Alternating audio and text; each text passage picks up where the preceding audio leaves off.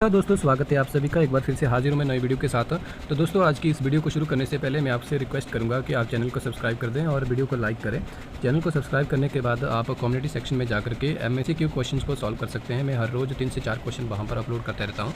तो दोस्तों, आइए इस वीडियो की शुरुआत करते हैं। तो दोस्तों, JOIT 817 के रिज़ल्ट के बाद अब जो है वो JOIT पोस्ट कोड 903 और 939 के रिज़ल्ट का जो है वो अभ्यर्थी इंतजार कर रहे हैं। और सभी अभ्यर्थी जो है वो शिमला भी गए हुए थे कुछ दिनों पहले रिज़ल्ट की मांग करने के लिए। और अब ये बताया जा रहा है, आज के न्यूज़पेपर में भी छपा हुआ है कि 903 और 939 का रिज़ल्ट जो है वो बहुत जल्द घोषित कर दिया जाएगा। तो देखते हैं दोस्तों कि कब जो है वो ये रिज़ल्ट घोषित कर दिया जाएगा। अति आगे लिखा हुआ है, राज्य चयन आयोग हमीरपुर ने विजिलेंस में दर्ज 16 अभ्यर्थियों की रिपोर्ट मांगी।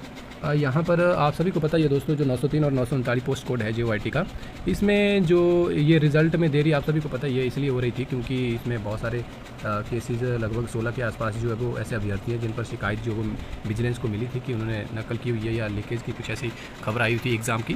तो इस पर जो विजिलेंस जो वो रिपोर्ट तैयार कर रही है और इस पर केस चला हुआ है, इसलिए सरकार से अनुमति भी मांगी थी विभाग ने, चयन आयोग ने, कि 16 अभ्यर्थियों का रिज़ल्ट हम नहीं निकालेंगे, यानी 16 सीटों का रिज़ल्ट नहीं निकालेंगे, बाकी सभी सीटों का रिज़ल्ट जो वह हम निकाल देंगे। तो सरकार ने अनुमति दे दी है।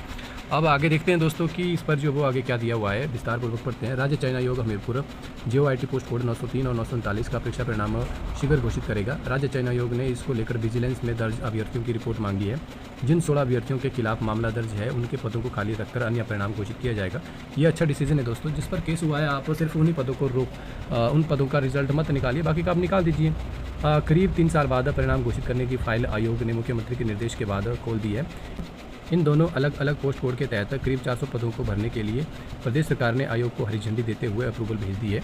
तो अब ये राज्य चयन आयोग के पास ये फाइल चली गई है। अब देखते हैं वो रिजल्ट कब निकालते हैं। पोस्ट कोड 903 के 82 और 939 के पोस्ट कोड के 295 पदों को भरने के लिए फाइनल परिणाम घोषित होगा।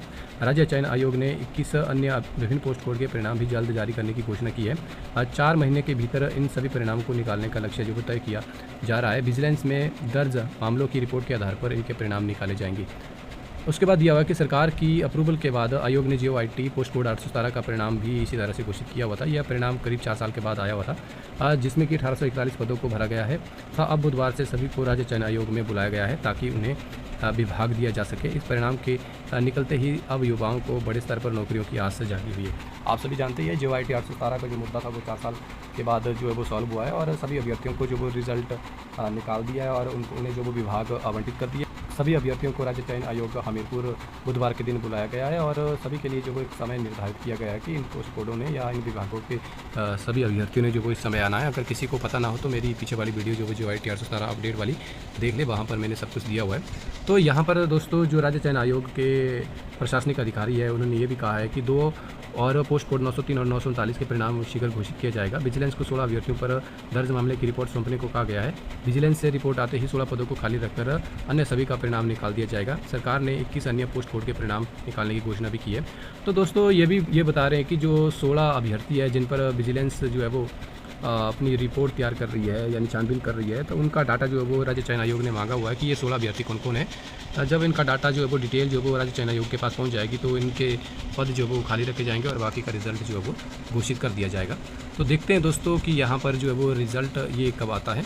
और साथ ही यहाँ पर दिया हुआ है assistant store keeper paper leak मामले में दलाल व अभ्यर्थी न्याय की हिरासत में भेजे गए। तो दोस्तों, इस वीडियो को हम यहीं पर समाप्त करते हैं और आई होप आप सभी को ये वीडियो पसंद आई हो। अगर आपके माइंड में कोई क्वेरी हो तो कमेंट बॉक्स में कमेंट करिएगा, मैं हर कमेंट का आपको जवाब दूंगा।